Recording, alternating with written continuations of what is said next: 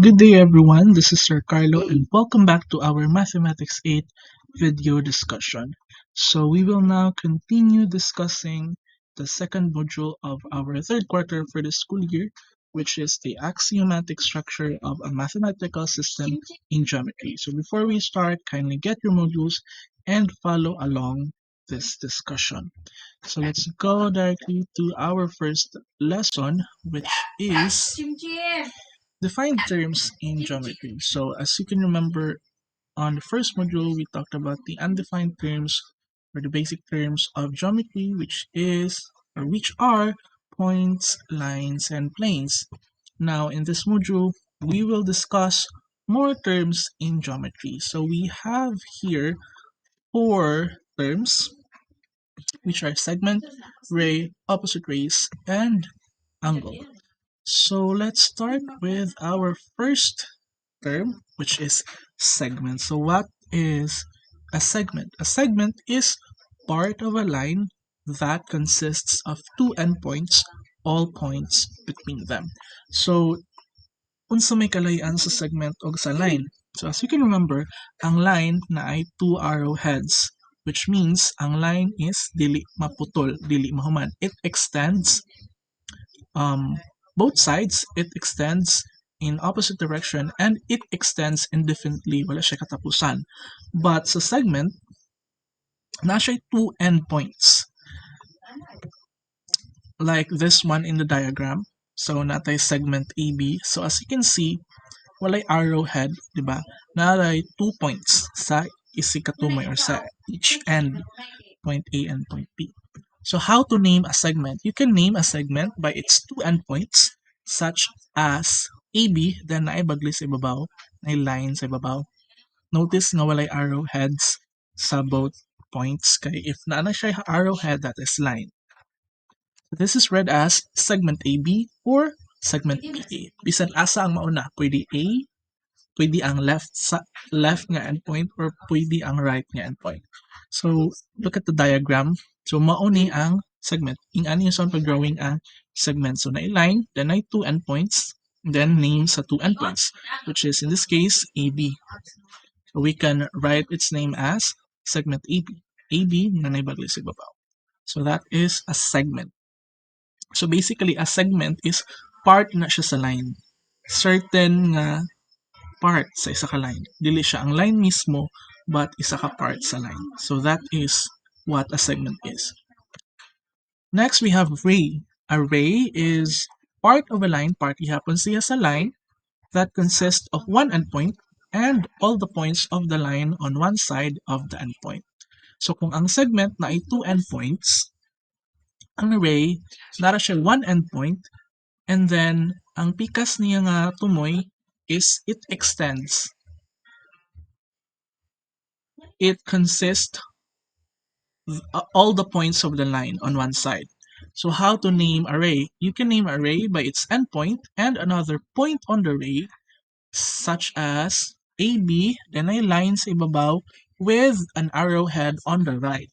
So that this is read as ray AB. Basta gani baglis, then na ay arrowhead sa right, that is ray. Kung baglis ra, walay any arrowhead, that is a segment, then kung may duha ka arrowhead sa each end, that is a line. Remember that one. Don't be confused. Don't get confused with segment, ray, and line. Okay? So this is a ray. So this is read as ray AB. The order of the points indicates the ray's direction. So in naming a segment, ba pwede raman magbali-bali, like our example sa ibabaw, AB, pwede siya segment AB or segment BA. Sa ray, dili siya pwede mag-exchange because dapat mauna ang endpoint, then next ang iyang direction. So in this case, naman sa right ang arrowhead, so this is ray AB.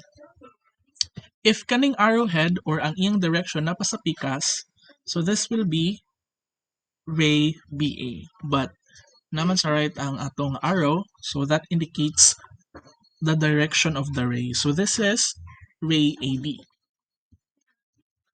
I hope that is clear. Next is opposite rays. Unsa man ang opposite rays? So di ba kailan naman tag-un sa ang ray? So opposite rays are two rays that share the same endpoint and form a line. So from the word itself, opposite. So ray nga nag-opposite. So naatay kailangan taog duha ka ray nga nag-share og isa ka endpoint. So let's take a look at our diagram. 'Di ba? If tanaw na to, this is just a line, right? That is because opposite rays form a line. But if we try to look closely, 'di ba, na ay point C sa tunga. So this point C is the endpoint of the two rays. Kaya naman tayo ray CA ug ray CB. And they share the same endpoint. So these are opposite rays.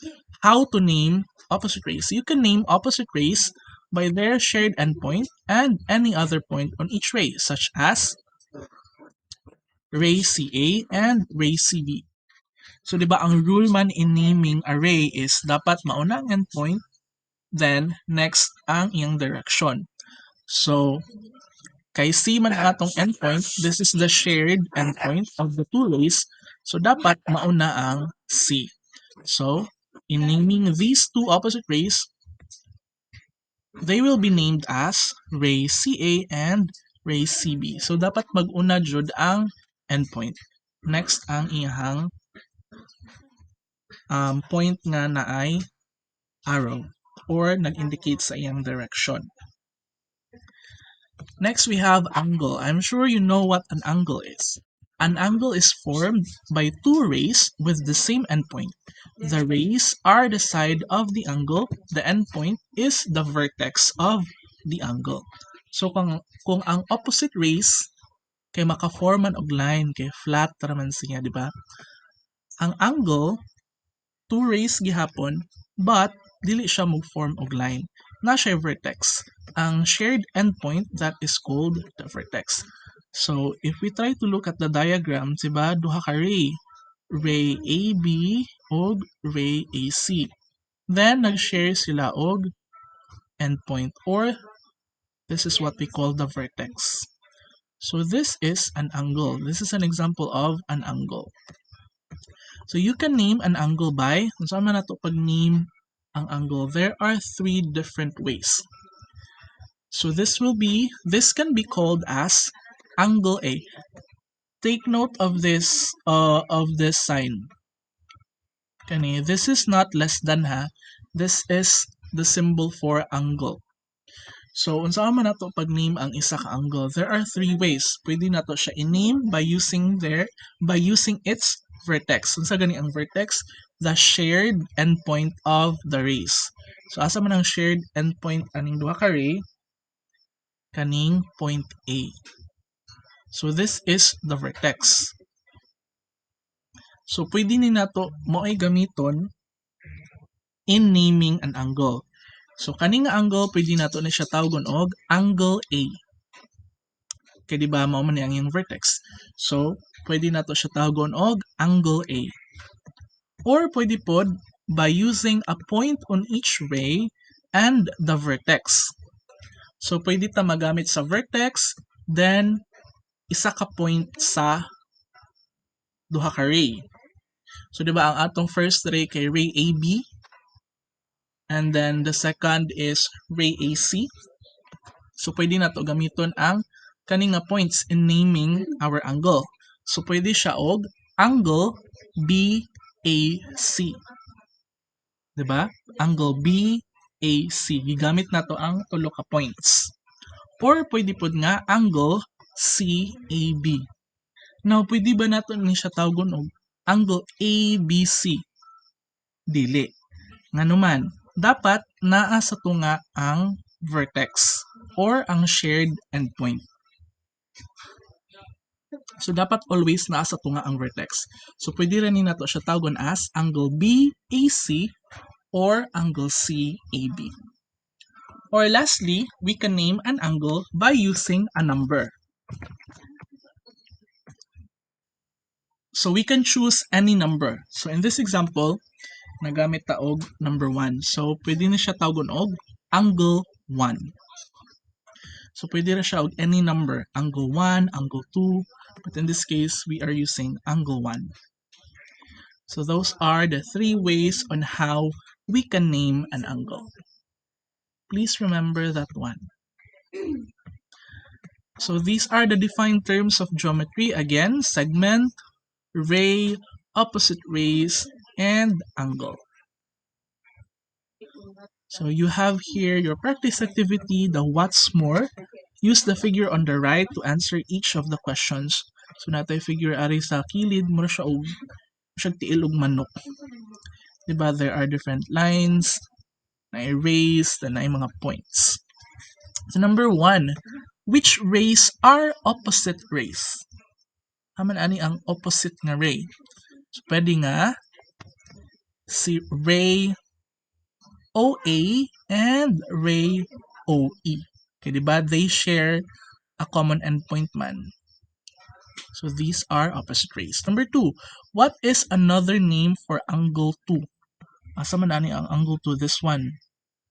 Unsa man ang pwede na to itawag sa angle 2?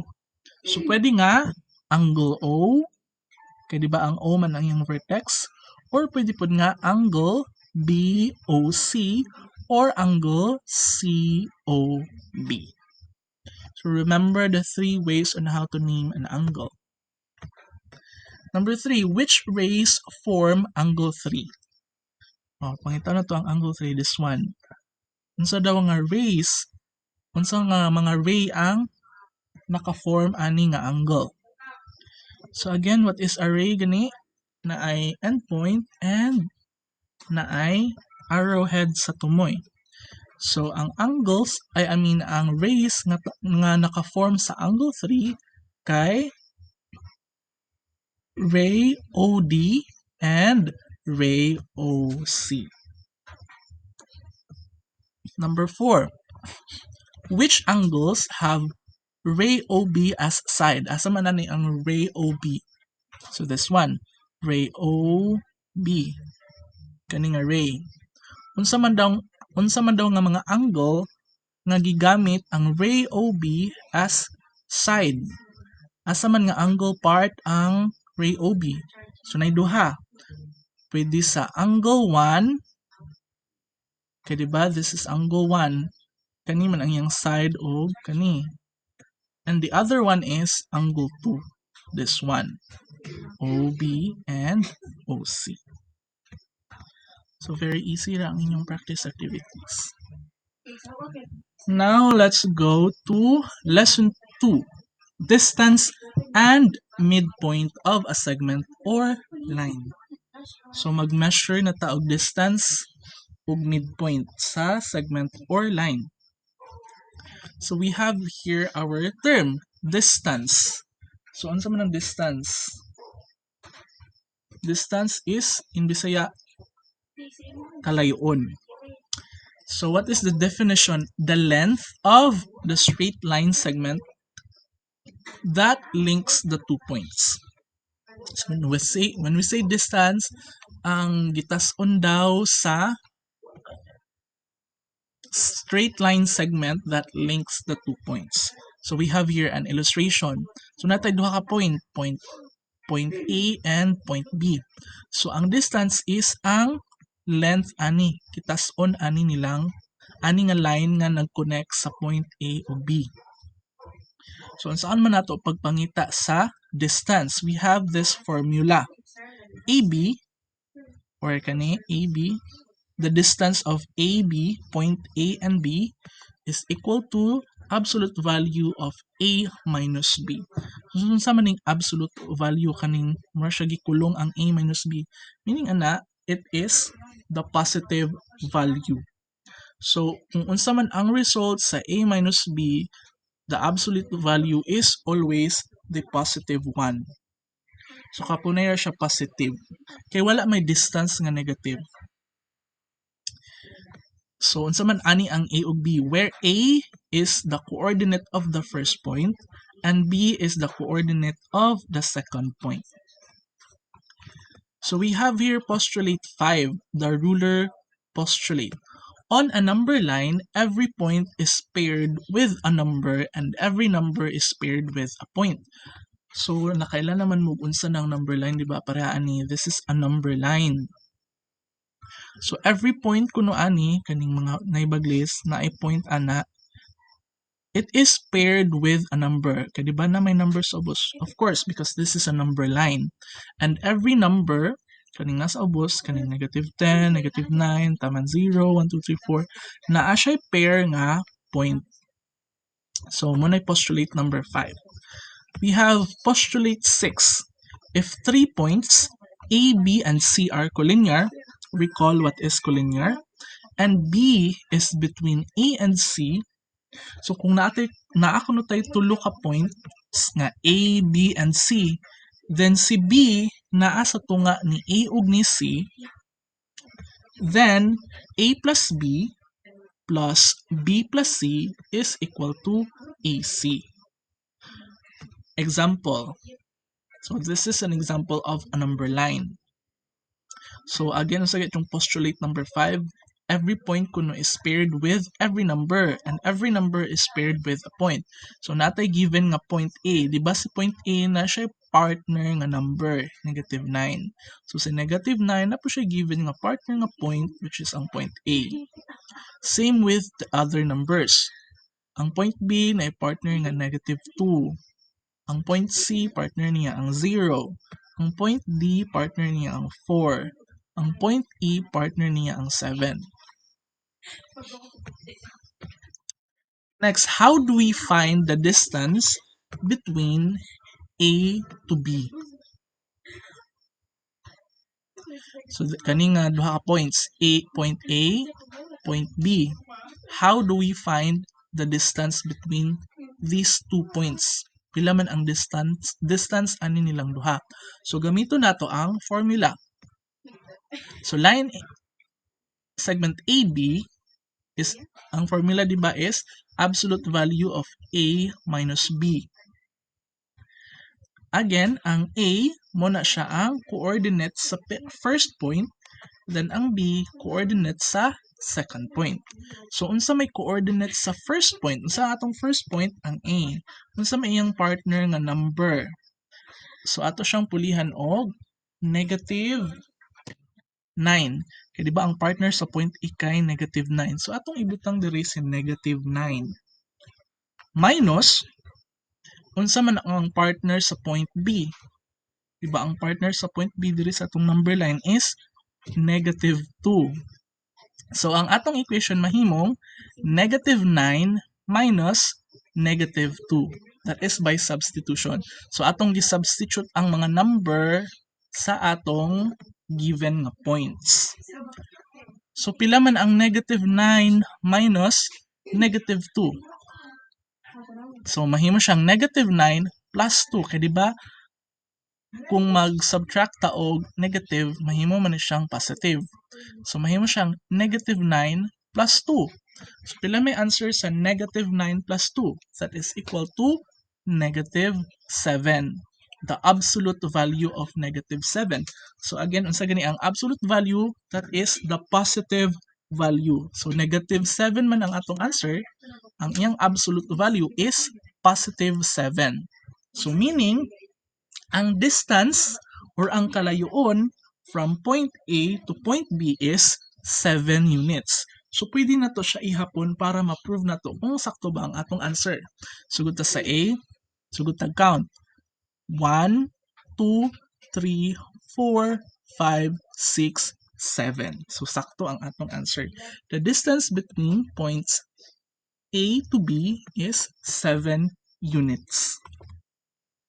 Let's have letter B. What is the distance of line segment EC?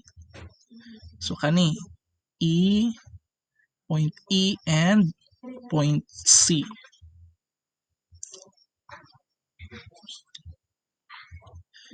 So naatay formula nga EC is equal to ED plus DC. Kaya di ba?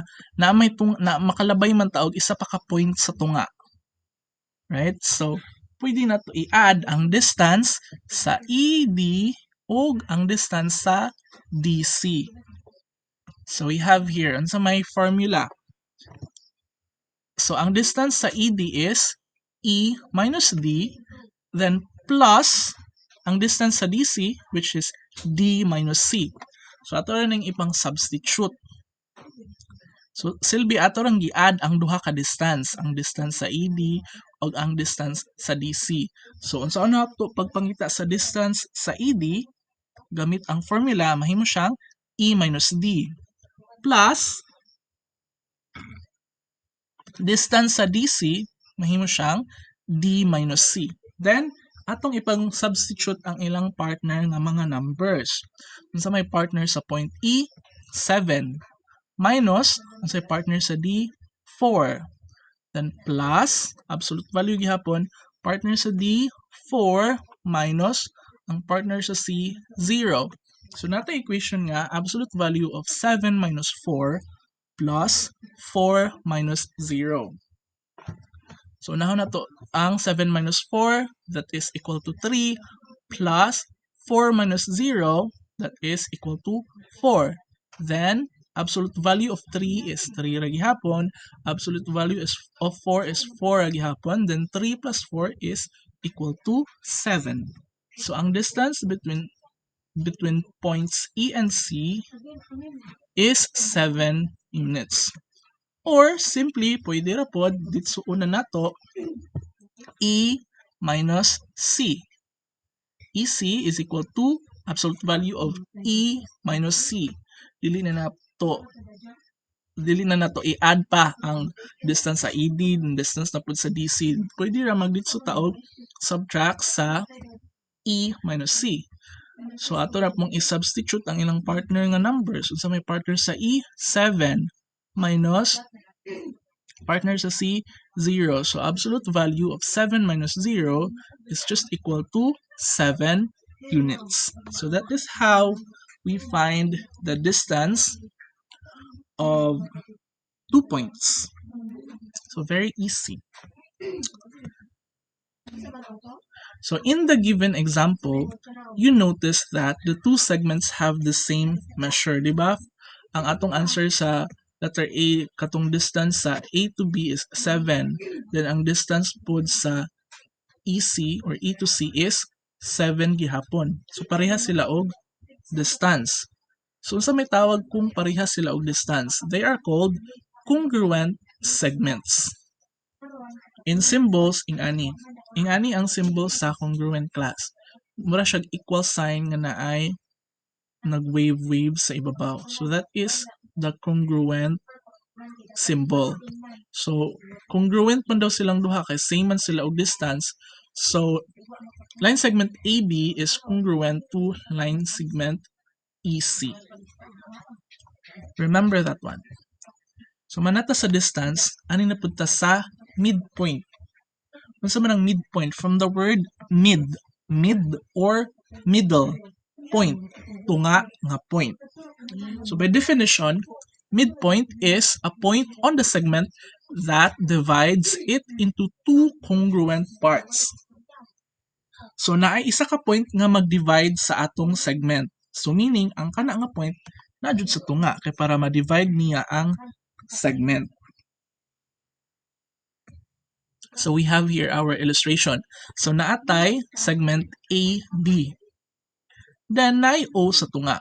So this point O is our midpoint. Kay di ba na-divide man niya ang segment into two.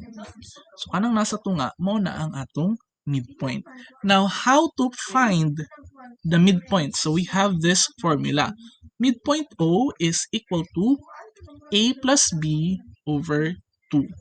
So meaning atong i-add ang coordinates sa A ug sa B, then atong i-divide og 2. So natay example, find the midpoint between Q and R. So natay line, number line, then ay point Q, then naay point R. Pangitaon na to ang midpoint. So gamito na to ang formula which is, di ba, i-add ang duha ka points, then i-divide og 2. So, ang atong given points kay Q and R. So, Q plus R over 2.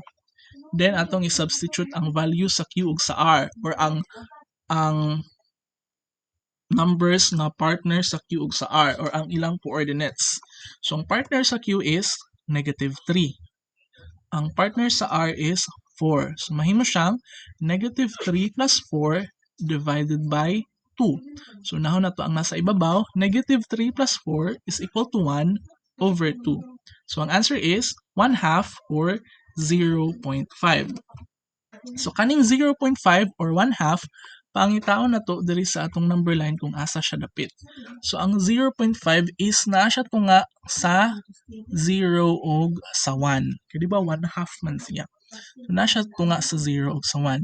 So, ani ang iyang midpoint. So, ang midpoint sa Q ug sa R kay ang iyang coordinate is 1/2 or 0.5. So, ani siya na-locate. So, di ba, iyang you-divide into two equal parts ang atong segment. So, that is how you find the midpoint. I hope everything is clear.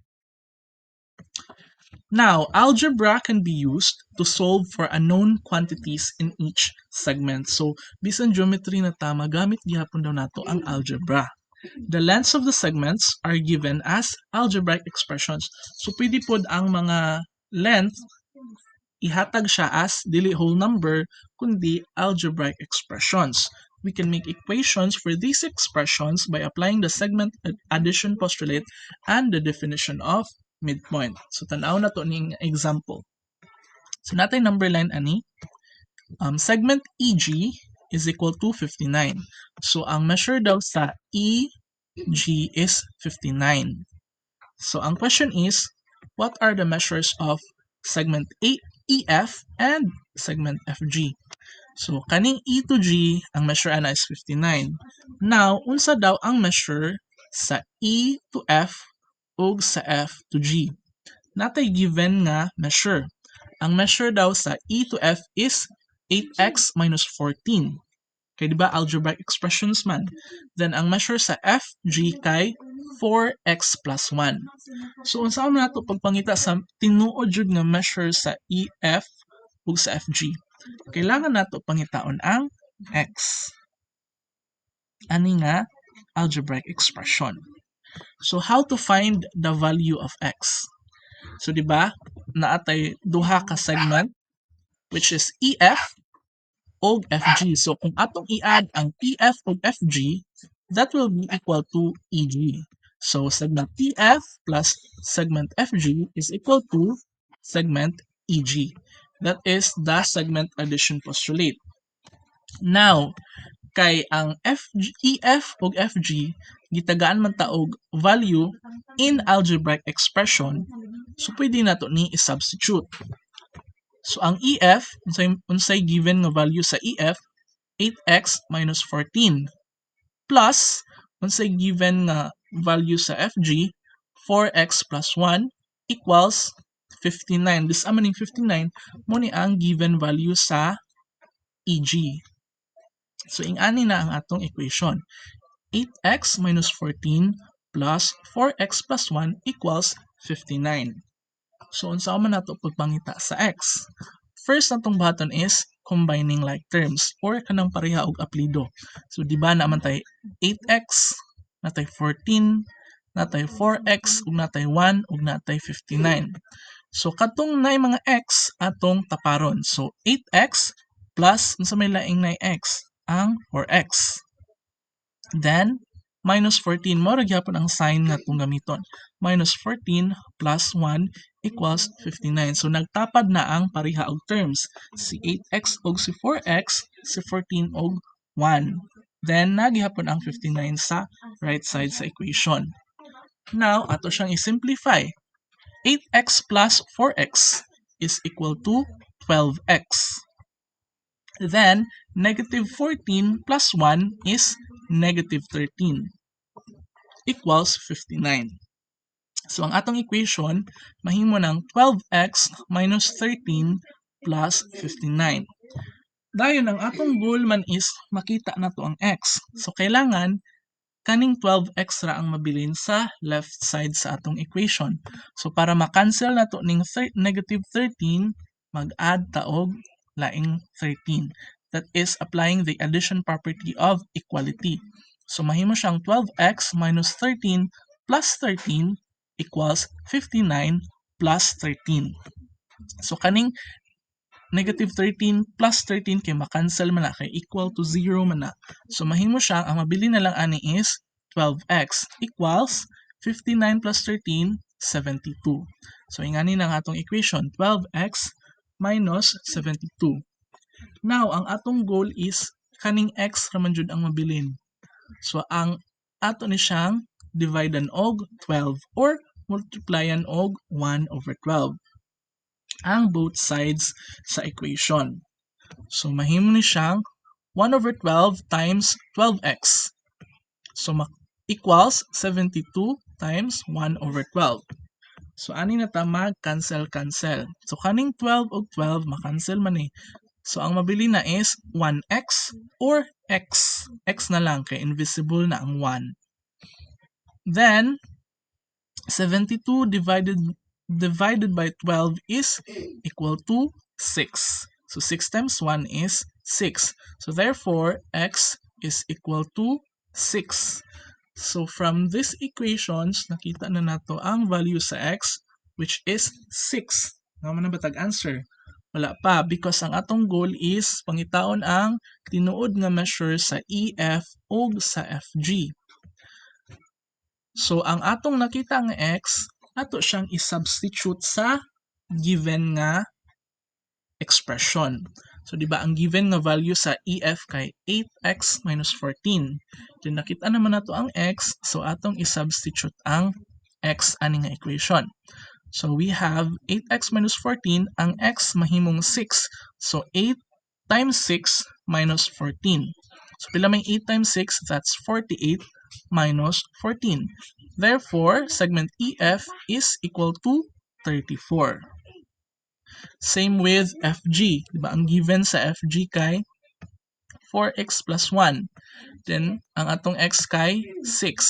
So, ang x, pulihan natog 6. Ang 4x plus 1, mahimong 4 times 6 plus 1.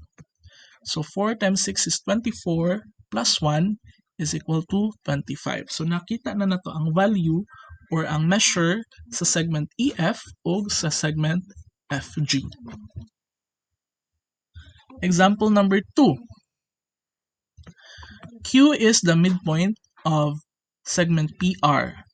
Find PQ, QR, and PR. So, similar gihapon ang atong problem. So, naatay line segment, na duha ka points, then naay midpoint. In this case, ang atong midpoint is Q. Then naatay gihatag nga measure sa PQ, which is 6x minus 7. Napod sa QR, which is 5x plus 1. Ang atong goal is pangitaon nato ang measure sa PQ, tinuod nga measure sa PQ, ang tinuod nga measure sa QR, ug ang measure sa tibuok P to R. So first, we need to find the value of x by using the definition of midpoint. Di ba ang midpoint, it divides the segment into two equal parts. So meaning, ang PQ o QR are equal. So that is the definition of midpoint. Segment PQ is equal to segment QR. Now, we will substitute. Di ba ang given nga value sa dili man ta makapareha ari sa atong first example kay wala man ta gitagaan og value sa whole nga segment. Ari kay gitagaan man tag whole value sa whole segment which is 59. Di ba? So mao nang nakagamit ta og whole value sa whole nga segment. In the second example, pangitaon na to appeal ang value sa whole segment which is ang PR. Mo nang magamit ta og definition of midpoint. So by the definition of midpoint, PQ is equal to QR. Then substitute. Unsa to ang given value sa PQ? That is 6x minus 7 equals ang given value sa QR, which is 5x plus 1. Now, pangitaon man nato ang x. So, kailangan makancel na to ang 7 o kailangan makancel na to ang 7 para ang mabilin sa left side sa atong equation kay ang 6x. So, we will add 7 and negative 5x to both sides. So, ang atong equation mahimong 6x minus 7 plus 7 minus 5x equals 5x plus 1 plus 7 minus 5x. Kaya para makakancel ta. So, makancel ning negative 7 plus 7 o kaning 5x minus 5x. So, na-cancel na silang duha. Then, combining like terms, 6x, ang nabilin nga 6x minus 5x equals 1 plus 7. Simplifying further, the answer or the value of x is 8. So, ang atong nakita nga value sa 8, ato na pong i-substitute sa mga given measures sa PQ and QR. So, ang given nga measure sa PQ is 6x minus 7. So, ang substitute 8 for x. So, mahimo siyang 6 times 8 minus 7. 6 times 8 is equal to 48 minus 7. Therefore, PQ is equal to 41. Same with QR, 5x plus 1. Ang x mahimong 8 because that is our answer here. So, mahimo siyang 5 times 8 equals 40 plus 1. QR is equal to 41. So, nakita na nato ang measure sa PQ ug sa QR. Now, ang measure sa PR. Kaning measure sa P to R. Measure nilang tanan. So, ato na siyang i-add. PR, di ba? PR is equal to PQ plus QR. So, nakita naman nato nga ang value sa PQ is 41 ug ang value sa QR is 41. So, 41 plus 41 segment PR is equal to 82. So, that is the length of our line segment. So, ingat to siya class. Just follow the steps, study the steps, so that you will master how to find the x, how to solve for measures if the given values are algebraic expressions. So, we have here what's more. You need to solve this one. This will serve as your practice activities. Study them. Now, let's go to lesson 3, theorems on angles. So, there are different definitions na gigamit sa mga theorem sa mga angles. So, kailangan i-familiarize na una ang mga common or basic definitions. First, we have supplementary angles. Unsa man ang supplementary angles? There are two angles whose measures have a sum of 180 degrees. So, kung naay duha ka angle, then ang measure sa ilahang ang measure ato nga mga angle if imong i-add is mo equal to 180, that is a supplementary angle. So let's have here an example. Kaning angle AOD, ang iyang measure is 120 degrees. Ang measure sa iyang buka is 120 degrees. Dili Celsius ha, kay dili man ni temperature. 120 degrees ra. So mo ni ang measure sa angle AOD. Then napunta isa ka angle nga BOD or DOB. Ang iyahang measure is 60 degrees. So if we try to add, diba, 120 plus 60 is equal to 180. So these are supplementary angles. Then napunta gitawag og complementary angles. There are two angles whose measures have the sum of 90 degrees. So inig-add na to silang measure equal ra to 90 degrees or mahimo siyang right angle. So we have here angle HOP na iyang measure is 60 degrees. Then angle POE ang iyang measure is 30 degrees. 60 plus 30 is equal to 90 degrees. So para dili mo maglibog, complementary angles, di ba, nag-start sa letter C, then supplementary angles, nag-start sa letter S. Kung ato siyang i-arrange alphabetically, mauna ang complementary angles, kay C man siya nagsugod. Then supplementary angles, kay S man siya nagsugod. So ang complementary angles mooy maguna, meaning siya ang gamay og measure, 90. Ang supplementary angles mooy nagsunod, meaning siya ang mas dako og measure, 180 degrees. So ana lang, don't be confused with complementary angles and supplementary angles. We also have here linear pair. Linear pair are two angles which are adjacent and whose non-common sides are opposite rays. So kanang linear pair kuno kanang angles nga nagsunod or adjacent. And then ang dili common nila nga sides kay opposite. Kasabot nung mugusa ang opposite rays, right? So let's take a look at this illustration.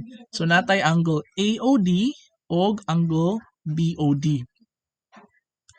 Nganong linear pair man ni sila? Because AO and OB are opposite rays. Ang ilang common side kay kanimang OD. Dapat daw ang non-common or ang dili man ni common kay wala man ni siya nag-share ani nga side. The non-common sides are supposed to be opposite rays. So opposite man ni silang duha, OA ug OB. So therefore, these are linear pair. Next, we also have vertical angles. Vertical angles are two non-adjacent angles formed by two intersecting lines. They are congruent. So ang vertical angles kuno, duha ka angles nga wala nagtapad, non-adjacent, formed by two intersecting lines. Kung naa gani line nga nag-intersect, ani para ni murag nag-X. Excuse me. Diba, naaman tayo duha ka lines nga nag-intersect.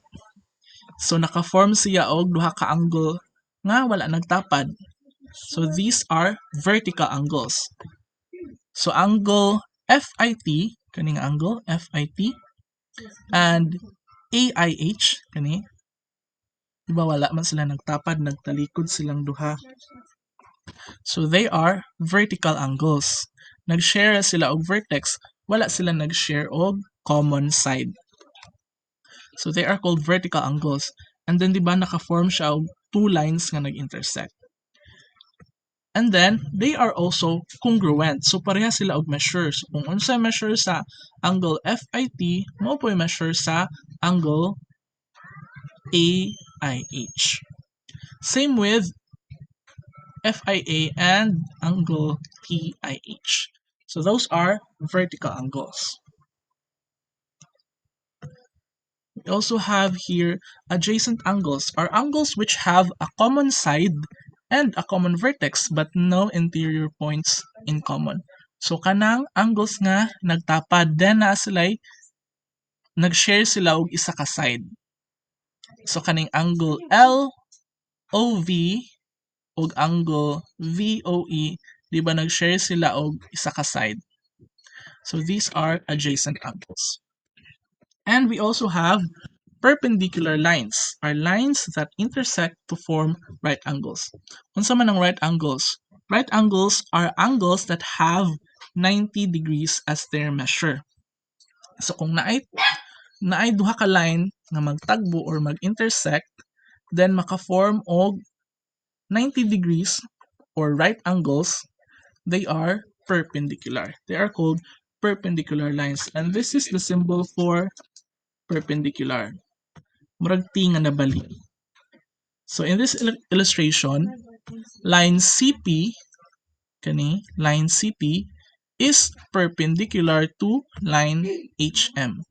Kay pag intersect nila, maka-form man sila og 90 degrees. So those are perpendicular lines. So familiarize yourself with these terms, important definitions, because they are commonly used in the theorems on angles. So you have here what's more, this will be your practice activities. So in the given figure at the right, name one pair of complementary angles. So yun yung complementary angles. Ang angle is ang sum sa ilang measure sa ilang angle is 90 degrees. And then number two, supplementary angles. So ganun yung supplementary angles. Ang sum sa ilang measure is 180 degrees.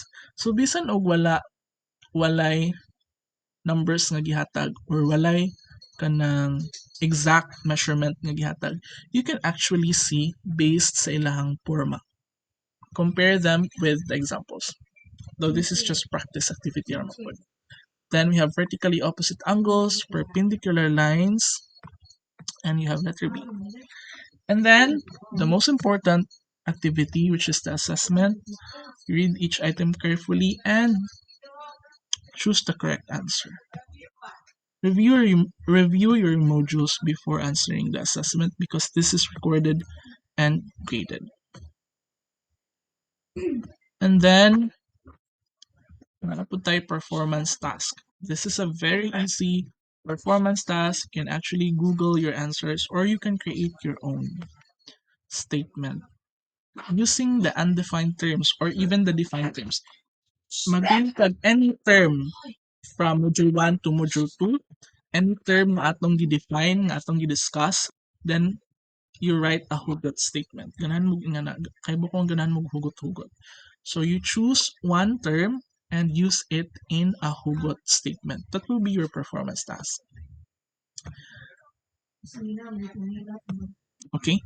So this is module 2. If you have any questions, don't hesitate to contact me, message me on Messenger or contact me on my mobile number and I will gladly answer all your questions and help you in studying your module.